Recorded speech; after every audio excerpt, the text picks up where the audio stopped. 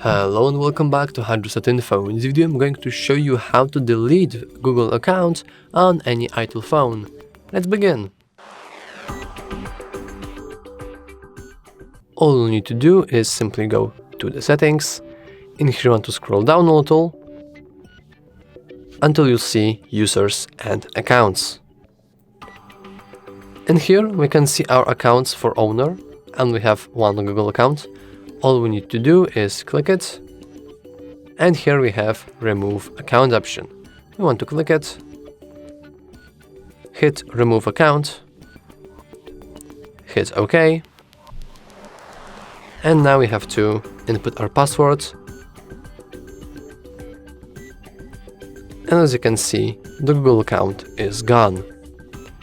And that's all for this video. If you found it useful, please remember to like and subscribe. Thanks for watching.